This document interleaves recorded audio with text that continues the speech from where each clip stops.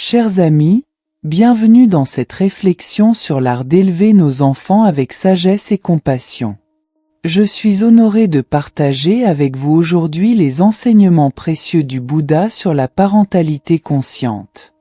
Dans notre quête de l'éveil, nous découvrons que l'une des pratiques les plus profondes et les plus transformatrices est celle de guider nos enfants sur le chemin de la vie. Que nos enfants soient petits ou déjà adultes, notre rôle de parent est un voyage continu d'apprentissage et de croissance. Les enseignements bouddhistes nous offrent une perspective unique sur la façon dont nous pouvons nourrir le potentiel de nos enfants tout en cultivant notre propre sagesse. Ils nous rappellent que chaque interaction avec nos enfants est une opportunité de pratiquer la pleine conscience, la compassion et la sagesse. Aujourd'hui, nous explorerons 9 choses que vous ne devriez jamais donner à vos enfants. Mais ne vous méprenez pas sur le titre. Il ne s'agit pas de restriction, mais plutôt de libération. En comprenant ce que nous devrions éviter, nous ouvrons la voie à ce que nous devrions cultiver. Ces enseignements s'appliquent à toutes les étapes de la vie de nos enfants, de leur plus jeune âge à l'âge adulte. Car être parent est un rôle qui évolue, mais ne cesse jamais vraiment. Que vous ayez des tout-petits pleins d'énergie, des adolescents en quête d'identité ou des enfants adultes naviguant dans leur propre vie, ces principes vous guideront. Préparez-vous à un voyage de réflexion profonde, d'introspection honnête et de transformation positive. Ensemble, explorons comment nous pouvons créer un environnement familial empreint de conscience, d'amour et de sagesse, favorisant l'épanouissement de nos enfants à chaque étape de leur vie. Un jugement hâtif dans notre rôle de parent, il est facile de tomber dans le piège des jugements hâtifs. Ces jugements, souvent formulés sans réflexion approfondie, peuvent avoir un impact profond sur nos enfants, quel que soit leur âge. Imaginez un jeune enfant qui renverse accidentellement un verre d'eau et se fait immédiatement traiter de maladroit, ou un adolescent dont les choix de carrière sont qualifiés d'irréalistes sans discussion approfondie. Ces jugements rapides peuvent laisser des cicatrices émotionnelles durables.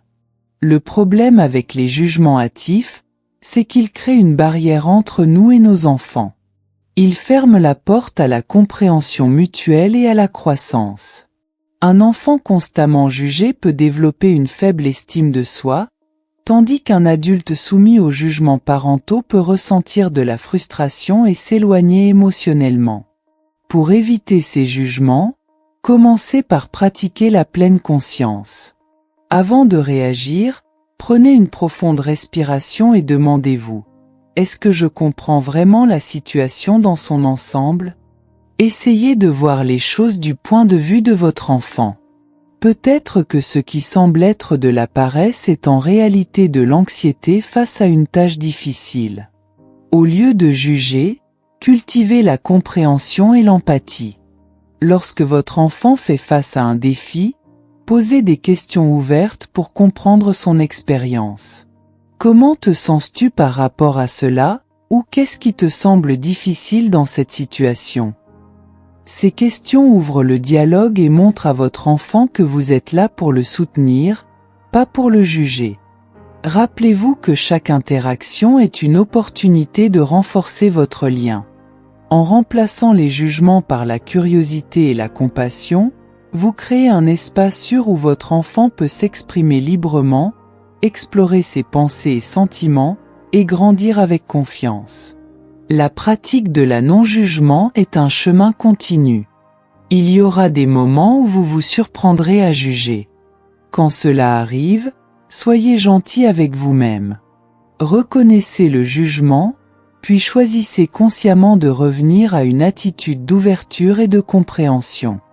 Avec le temps, cette pratique transformera non seulement votre relation avec vos enfants, mais aussi votre propre croissance spirituelle. 2 attentes inflexibles. Les attentes inflexibles sont comme des chaînes invisibles qui entravent le développement naturel de nos enfants.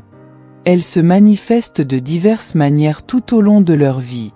l'insistance pour qu'un jeune enfant excelle dans une activité particulière, la pression mise sur un adolescent pour qu'il choisisse une carrière spécifique, ou la déception face au choix de vie d'un enfant adulte qui ne correspondent pas à nos projections.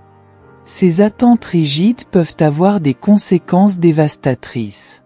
Elles créent une pression constante qui peut mener à l'anxiété, la dépression, ou un sentiment d'inadéquation. Un enfant qui grandit sous le poids d'attentes inflexibles peut perdre confiance en sa propre intuition et sa capacité à prendre des décisions. Pour transformer cette dynamique, nous devons apprendre à assouplir nos attentes. Cela ne signifie pas abandonner toute aspiration pour nos enfants, mais plutôt adopter une approche plus fluide et adaptative. Commencez par examiner vos attentes. D'où viennent-elles ? Sont-elles vraiment dans l'intérêt de votre enfant, ou reflètent-elles vos propres désirs inassouvis ? Une stratégie efficace consiste à adapter vos attentes aux différentes phases de la vie de votre enfant. Reconnaissez que les intérêts, les capacités et les objectifs de vie évoluent naturellement avec le temps. Ce qui semblait important à 10 ans peut ne plus l'être à 20 ans, et c'est parfaitement normal. Au lieu d'imposer des attentes rigides, concentrez-vous sur le soutien de la croissance et des choix individuels de votre enfant. Encouragez l'exploration et la découverte de soi. Posez des questions ouvertes sur leurs passions et leurs rêves, et écoutez activement sans jugement. Pratiquez la flexibilité mentale. Lorsque vous sentez une attente rigide s'installer, prenez un moment pour respirer profondément et vous demander: est-ce que cette attente sert vraiment mon enfant, ou est-ce qu'elle le limite ? Soyez prêt à lâcher prise et à embrasser l'incertitude du chemin unique de votre enfant. En libérant nos enfants du fardeau des attentes inflexibles, nous leur offrons le plus beau des cadeaux, la liberté d'être authentiquement eux-mêmes. Nous créons un espace où ils peuvent développer leur propre sagesse intérieure et trouver leur voie unique dans la vie. Rappelez-vous que le véritable succès d'un parent ne se mesure pas à la réalisation de ses propres attentes, mais à la capacité de son enfant à vivre une vie épanouie et authentique. En cultivant des attentes flexibles et bienveillantes, nous nourrissons non seulement la croissance de nos enfants, mais aussi notre propre évolution spirituelle en tant que parents. 3. Comparaisons préjudiciables. Les comparaisons sont comme un poison subtil qui s'infiltre dans nos relations familiales, affectant nos enfants de l'enfance à l'âge adulte. Qu'il s'agisse de comparer les résultats scolaires d'un enfant à ceux de ses frères et sœurs, les réalisations professionnelles d'un jeune adulte à celles de ses pairs, ou même les choix de vie d'un enfant adulte à nos propres parcours, ces comparaisons peuvent avoir des effets dévastateurs à long terme. L'impact de ces comparaisons est profond et durable. Dans l'enfance, elles peuvent saper la confiance en soi et créer un sentiment d'inadéquation. À l'adolescence, elles peuvent exacerber les insécurités naturelles et entraver le développement d'une identité saine. Même à l'âge adulte, les comparaisons persistantes peuvent strainer les relations familiales, créant du ressentiment et de la distance émotionnelle. Pour briser ce cycle néfaste, nous devons d'abord reconnaître nos propres tendances à la comparaison. Souvent, ces comparaisons reflètent nos propres insécurités ou des attentes irréalistes. Prenez un moment pour réfléchir. Quand vous comparez votre enfant aux autres, que cherchez-vous vraiment à accomplir ? Une méthode efficace pour éviter les comparaisons est de se concentrer sur le parcours unique de chaque enfant. Célébrez leurs progrès individuels plutôt que de les mesurer à l'aune des réalisations des autres. Par exemple, au lieu de dire « Pourquoi ne peux-tu pas être aussi organisé que ta sœur ?» Essayez « J'ai remarqué que tu as fait des efforts pour ranger ta chambre cette semaine. » C'est un bon progrès. Pratiquez la reconnaissance des talents uniques de chaque enfant. Chacun a ses propres dons et défis. En valorisant ces différences, nous créons un environnement où chaque membre de la famille se sent apprécié pour qui il est, pas pour comment il se compare aux autres. Encouragez vos enfants à se comparer à eux-mêmes plutôt qu'aux autres. Aidez-les à fixer leurs propres objectifs et à mesurer leur croissance personnelle. Cette approche favorise une motivation intrinsèque et une estime de soi plus solide. Lorsque vous sentez l'envie de faire une comparaison, transformez-la en une opportunité d'apprentissage. Au lieu de comparer, demandez-vous: que puis-je apprendre de cette situation pour mieux soutenir mon enfant? En éliminant les comparaisons préjudiciables de notre langage et de nos pensées, nous créons un espace familial où chaque individu peut s'épanouir authentiquement. Nous enseignons à nos enfants la valeur de l'unicité et l'importance de suivre leur propre chemin avec confiance. Rappelez-vous que chaque enfant est un être unique, avec son propre parcours et son propre rythme de développement. En embrassant cette diversité au sein de notre famille, nous cultivons non seulement l'épanouissement de nos enfants, mais aussi une compréhension plus profonde de la richesse de l'expérience humaine. 4. Attachement excessif. Le concept bouddhiste d'attachement est particulièrement pertinent dans notre relation avec nos enfants. L'attachement excessif, bien qu'il provienne souvent d'un amour profond, peut devenir un obstacle majeur au développement sain de nos enfants et à notre propre croissance spirituelle. Cet attachement excessif peut se manifester de diverses manières au fil du temps. Dans l'enfance, il peut prendre la forme d'une surprotection qui empêche l'enfant d'explorer et d'apprendre de ses erreurs. À l'adolescence, il peut se traduire par une difficulté à laisser l'enfant développer son indépendance. Chez les enfants adultes, cet attachement peut se manifester par une ingérence excessive dans leurs décisions de vie. Les conséquences d'un tel attachement sont nombreuses. Il peut entraver le développement de l'autonomie de l'enfant, créer des dépendances malsaines, et même générer du ressentiment à long terme. Pour l'enfant, cela peut se traduire par un manque de confiance en soi et une difficulté à prendre des décisions indépendantes. Pour équilibrer amour et détachement sain, nous devons d'abord reconnaître que notre rôle de parent évolue au fil du temps. Notre tâche n'est pas de posséder ou de contrôler nos enfants, mais de les guider vers leur propre autonomie. Commencez par pratiquer le lâcher-prise dans les petites choses. Laissez votre enfant faire ses propres choix, même si cela signifie qu'il fera des erreurs. Ces expériences sont cruciales pour son apprentissage et sa croissance. Cultivez une attitude de confiance envers le processus de développement de votre enfant. Rappelez-vous que chaque étape, même difficile, est une opportunité de croissance. Plutôt que d'intervenir immédiatement face à un défi, demandez-vous: est-ce une occasion pour mon enfant d'apprendre et de grandir?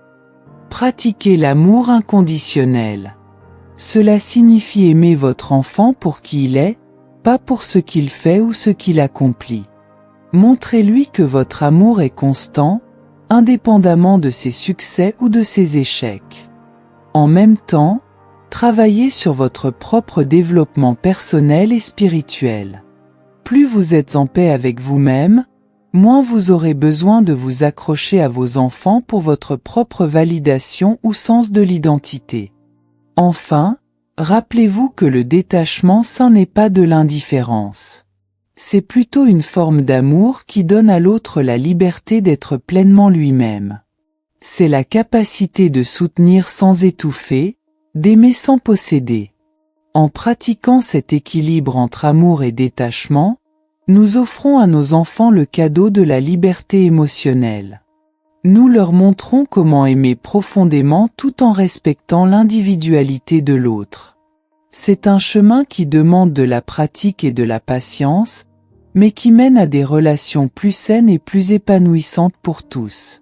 5. Contrôle exagéré. Le contrôle excessif est une tendance que de nombreux parents adoptent avec les meilleures intentions, mais qui peut avoir des conséquences négatives durables sur le développement de leurs enfants. Ce contrôle peut prendre diverses formes tout au long de la vie de l'enfant, de la microgestion des activités quotidiennes d'un jeune enfant à l'ingérence dans les décisions majeures de vie d'un enfant adulte. Dans l'enfance, le contrôle excessif peut se manifester par une planification rigide de chaque aspect de la journée de l'enfant, ne laissant aucune place à l'exploration spontanée. À l'adolescence, il peut prendre la forme d'une surveillance constante et d'une restriction excessive de la liberté. Chez les jeunes adultes, ce contrôle peut se traduire par une pression pour influencer leur choix de carrière, de partenaire ou de style de vie. L'impact d'un tel contrôle sur l'autonomie et le développement personnel de l'enfant est profond. Il peut entraver le développement de compétences cruciales telles que la prise de décision, la résolution de problèmes et l'autorégulation émotionnelle.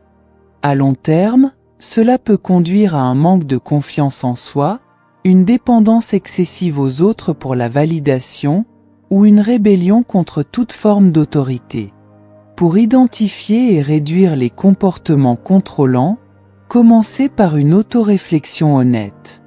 Demandez-vous, est-ce que je contrôle cette situation par peur ou par besoin de sécurité personnelle? Souvent, notre besoin de contrôle provient de nos propres insécurités ou anxiétés. Pratiquez le lâcher-prise progressif. Commencez par de petites choses, comme laisser votre enfant choisir ses vêtements ou planifier une partie de sa journée.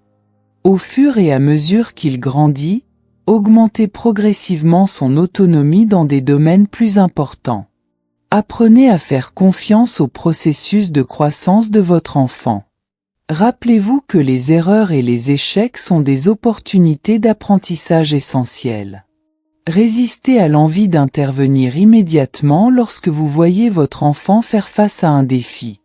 Concentrez-vous sur l'enseignement de compétences plutôt que sur le contrôle des résultats. Aidez votre enfant à développer des outils pour prendre des décisions éclairées, plutôt que de prendre ses décisions à sa place. Encouragez l'indépendance et la responsabilité adaptées à l'âge. Donnez à votre enfant des tâches appropriées et laissez-le en assumer la responsabilité. Cela favorise un sentiment d'accomplissement et d'autonomie. Pratiquez une communication ouverte et honnête. Expliquez vos préoccupations à votre enfant de manière calme et rationnelle, et soyez ouvert à écouter ses points de vue. Cela crée un environnement de respect mutuel et de compréhension. En réduisant le contrôle excessif, nous créons un espace pour que nos enfants développent leur propre sens de l'identité et de la compétence. Nous leur montrons que nous avons confiance en leur capacité à naviguer dans le monde, tout en restant une présence aimante et soutenante dans leur vie. Rappelez-vous que lâcher le contrôle est un processus graduel qui demande de la patience, tant envers nous-mêmes qu'envers nos enfants. C'est un voyage qui nous permet non seulement de favoriser l'indépendance de nos enfants, mais aussi de grandir en tant que parents et individus. 6. Négligence émotionnelle. La négligence émotionnelle est une forme subtile mais profondément dommageable de maltraitance qui peut se manifester à tous les stades de la relation parent-enfant. Elle se caractérise par un manque de réponse ou une réponse inadéquate aux besoins émotionnels de l'enfant, que ce soit dans l'enfance, l'adolescence ou même à l'âge adulte.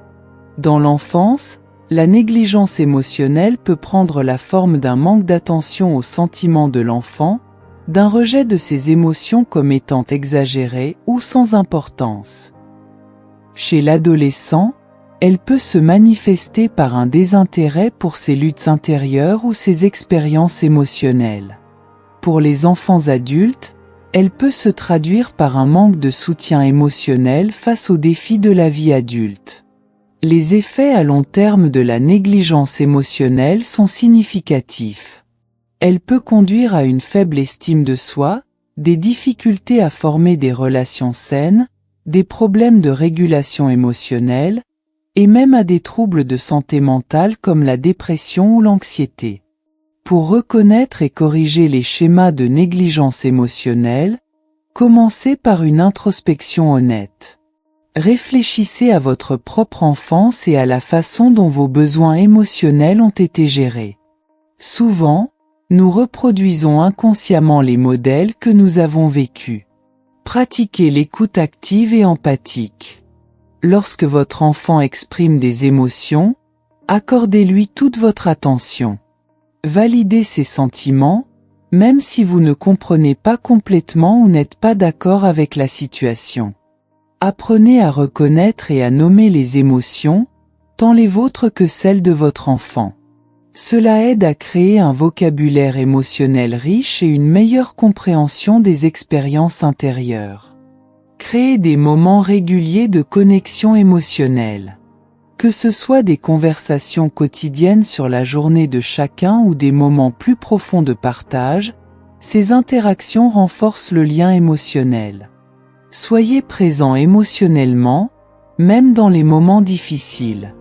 Lorsque votre enfant traverse une période de stress ou de chagrin, offrez votre soutien sans jugement ni tentative immédiate de réparer la situation. Travaillez sur votre propre intelligence émotionnelle.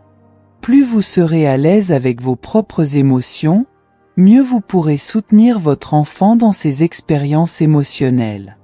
N'hésitez pas à demander de l'aide si vous vous sentez dépassé.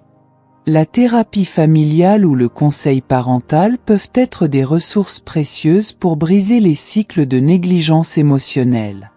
Rappelez-vous que la correction de la négligence émotionnelle est un processus. Il peut y avoir des moments de rechute, mais chaque effort pour être plus présent émotionnellement est un pas dans la bonne direction.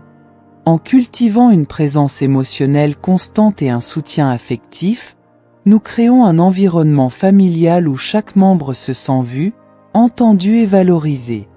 Cela non seulement renforce les liens familiaux, mais donne aussi à nos enfants les outils émotionnels nécessaires pour naviguer dans le monde avec confiance et résilience. 7. Le matérialisme comme substitut à l'affection dans notre société moderne. Il est facile de tomber dans le piège du matérialisme, en particulier dans notre rôle de parent. Utiliser les biens matériels comme substitut à l'affection et à l'attention émotionnelle est une tendance répandue, mais potentiellement préjudiciable. Ce comportement peut se manifester de diverses manières tout au long de la vie de nos enfants, de l'achat excessif de jouets pour un jeune enfant à la compensation financière pour un manque de présence auprès d'un enfant adulte. Les conséquences de cette approche sur la formation des valeurs de nos enfants sont profondes. En remplaçant l'affection par des objets matériels, nous risquons d'enseigner involontairement que l'amour et la valeur personnelle sont liés à la possession de biens. Cela peut conduire à une dépendance au matérialisme pour l'estime de soi et le bonheur, créant un cycle difficile à briser à l'âge adulte. Pour équilibrer la provision matérielle et la nutrition émotionnelle, commencez par examiner vos propres motivations. Demandez-vous, est-ce que j'offre ce cadeau par amour ou pour compenser un manque de temps ou d'attention? Souvent, nos enfants ont plus besoin de notre présence que de nos présents. Concentrez-vous sur la création d'expériences partagées plutôt que sur l'acquisition d'objets.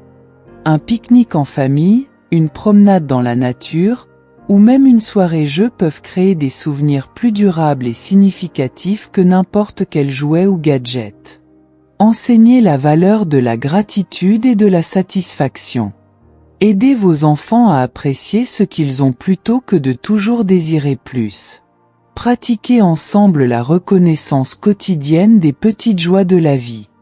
Impliquez vos enfants dans des activités de service ou de bénévolat. Cela leur enseigne l'importance de donner aux autres et la valeur des relations humaines au-delà des possessions matérielles. Lorsque vous offrez des cadeaux, privilégiez ceux qui encouragent la créativité, l'apprentissage ou les interactions sociales plutôt que la consommation passive. Soyez transparent sur les questions financières, de manière appropriée à l'âge. Aidez vos enfants à comprendre la valeur de l'argent et l'importance de faire des choix réfléchis en matière de dépenses. Montrez l'exemple en valorisant les expériences et les relations plutôt que les possessions matérielles. Vos enfants apprennent autant, sinon plus, de ce que vous faites que de ce que vous dites. Enfin, n'oubliez pas que l'affection et l'attention ne coûtent rien. Des gestes simples comme des câlins, des mots d'encouragement, ou simplement écouter attentivement votre enfant peuvent avoir un impact bien plus profond que n'importe quel cadeau matériel. En enseignant la valeur des expériences et des relations plutôt que celle des possessions matérielles, nous préparons nos enfants à une vie plus riche et plus satisfaisante. Nous leur donnons les outils pour trouver le bonheur et l'épanouissement au-delà du matérialisme, en cultivant des connexions profondes et significatives avec les autres et avec le monde qui les entoure. 8. Manque de limites et de structure. L'absence de limites et de structure dans l'éducation des enfants peut sembler libératrice à première vue, mais elle peut en réalité être source de confusion et d'insécurité pour eux. Ce manque de cadre peut se manifester différemment selon les âges. Chez les jeunes enfants, cela peut se traduire par une absence de routine ou de règles claires. Chez les adolescents, par un manque de supervision ou de conséquences cohérentes, et chez les jeunes adultes, par une absence de responsabilité ou d'attente. L'importance des limites dans toutes les phases du développement ne peut être sous-estimée. Elles fournissent un sentiment de sécurité, aident à développer l'autorégulation et préparent les enfants à naviguer dans un monde régi par des règles et des attentes sociales. Les problèmes découlant de l'absence de structure et de discipline sont nombreux. Les enfants peuvent développer des difficultés à gérer leurs émotions, à respecter l'autorité, ou à faire face à la frustration. À long terme, cela peut conduire à des problèmes d'adaptation sociale, académique et professionnelle. Pour établir des limites saines à tout âge, commencez par définir clairement vos valeurs familiales et vos attentes.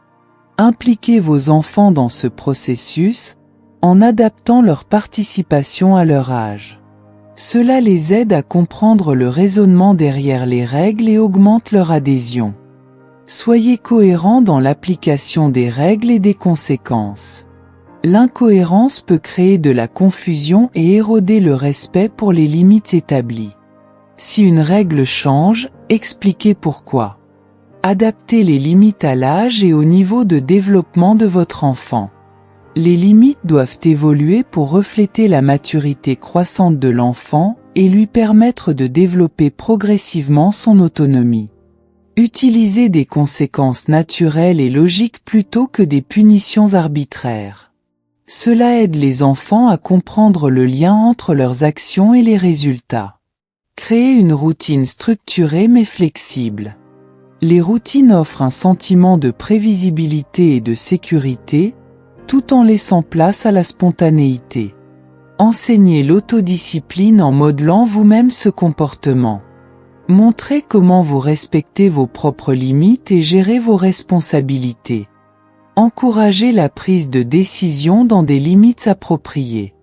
Offrez des choix limités aux jeunes enfants et augmentez progressivement leur autonomie décisionnelle avec l'âge. Communiquez ouvertement sur les raisons des limites.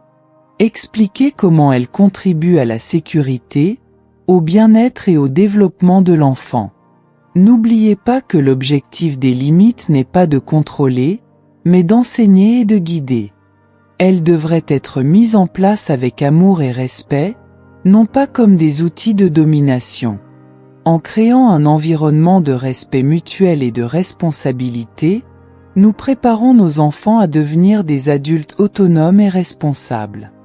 Les limites et la structure, lorsqu'elles sont établies avec amour et cohérence, offrent un cadre sécurisant dans lequel les enfants peuvent explorer, grandir et s'épanouir en toute confiance. 9. Absence d'orientation spirituelle. La dimension spirituelle du développement personnel est souvent négligée dans l'éducation moderne, mais elle joue un rôle crucial dans la formation de l'identité et du sens de la vie. L'absence d'orientation spirituelle peut laisser un vide profond, affectant la façon dont nos enfants perçoivent le monde et leur place en son sein. La spiritualité, qu'elle soit liée à une religion spécifique ou à une philosophie de vie plus large, offre un cadre pour comprendre les questions existentielles et trouver un sens à la vie. Elle peut fournir des outils précieux pour faire face aux défis, cultiver la compassion et développer une conscience éthique. Le manque d'orientation spirituelle peut se manifester de diverses manières. Les enfants peuvent éprouver des difficultés à trouver un sens à leur existence, à développer un système de valeurs solides, ou à faire face aux épreuves de la vie avec résilience. À l'âge adulte, cela peut conduire à un sentiment de vide existentiel ou à une quête désordonnée de sens. Pour introduire et nourrir la spiritualité à tout âge, commencez par explorer vos propres croyances et valeurs. La spiritualité authentique commence par l'exemple personnel. Partagez ouvertement vos réflexions et expériences spirituelles avec vos enfants, tout en respectant leur propre cheminement. Encouragez l'exploration et le questionnement. La spiritualité ne doit pas être imposée, mais présentée comme un domaine ouvert à la découverte personnelle. Accueillez les questions de vos enfants, même les plus difficiles, avec ouverture et honnêteté. Introduisez des pratiques de pleine conscience adaptées à l'âge. La méditation, la contemplation de la nature, ou simplement des moments de silence réflexif peuvent aider à développer une conscience spirituelle. Explorez ensemble différentes traditions spirituelles et philosophiques. Cela peut aider vos enfants à développer une compréhension plus large et inclusive de la spiritualité. Encouragez la gratitude et l'émerveillement. Aidez vos enfants à reconnaître et à apprécier la beauté et les mystères du monde qui les entoure. Intégrez des rituels significatifs dans votre vie familiale. Qu'il s'agisse de célébrations saisonnières, de moments de recueillement ou de traditions familiales uniques, ces rituels peuvent ancrer un sens de connexion et de transcendance. Discutez des questions éthiques et morales dans un contexte spirituel. Aidez vos enfants à développer un sens de l'éthique basé sur des valeurs spirituelles plutôt que sur des règles arbitraires. Encouragez le service et la compassion envers les autres comme expression de la spiritualité. Participez ensemble à des activités bénévoles ou à des projets communautaires. Soyez ouverts aux différentes façons dont la spiritualité peut se manifester chez vos enfants. Certains peuvent être attirés par des pratiques traditionnelles, d'autres par des expressions plus personnelles ou créatives de la spiritualité. En nourrissant la connexion avec les valeurs universelles et le développement de la conscience de soi, nous offrons à nos enfants un ancrage profond dans un monde en constante évolution. La spiritualité peut devenir une source de force, de sagesse et de résilience tout au long de leur vie, les guidant vers une existence plus riche et plus significative. En parcourant ces 9 aspects de la parentalité consciente, nous avons exploré un chemin profond et transformateur.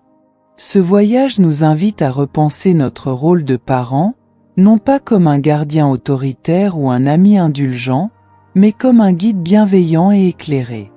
Chacun des points que nous avons abordés, des jugements hâtifs à l'absence d'orientation spirituelle, nous rappelle l'importance de notre présence consciente dans la vie de nos enfants. Il ne s'agit pas de perfection, mais d'un engagement constant envers la croissance, tant la nôtre que celle de nos enfants. La pratique de la parentalité consciente est un acte de courage et d'amour. Elle nous demande de faire face à nos propres peurs, limitations et conditionnements, pour offrir à nos enfants un espace où ils peuvent s'épanouir pleinement. C'est un chemin qui exige patience, compassion et une volonté constante d'apprendre et de grandir. En appliquant ces principes inspirés de la sagesse bouddhiste, nous créons non seulement un environnement familial plus harmonieux, mais nous contribuons également à façonner une génération plus consciente, empathique et résiliente. Chaque interaction avec nos enfants devient une opportunité de cultiver la pleine conscience, la compassion et la sagesse. Rappelez-vous que ce cheminement est un processus continu. Il y aura des défis, des moments de doute et des erreurs. Accueillez-les comme des opportunités d'apprentissage et de croissance. La clé est de rester ancré dans l'intention d'agir avec amour et conscience. Que ce voyage de parentalité consciente vous apporte joie, croissance et une connexion plus profonde avec vos enfants et avec vous-même. Puissiez-vous trouver la force et la sagesse pour guider vos enfants vers une vie épanouie, tout en continuant votre propre chemin d'éveil. Merci d'avoir regardé cette vidéo, mon ami. J'espère que ces enseignements t'ont inspiré à cultiver une parentalité plus consciente. En partageant ce contenu, tu peux aider d'autres parents à créer des relations plus harmonieuses avec leurs enfants. N'oublie pas de laisser un j'aime et de t'abonner à la chaîne pour plus de sagesse bouddhiste au quotidien. Pour approfondir ta pratique, je t'invite à regarder l'une des vidéos qui apparaissent à l'écran. Que ta journée soit remplie de paix et de compassion.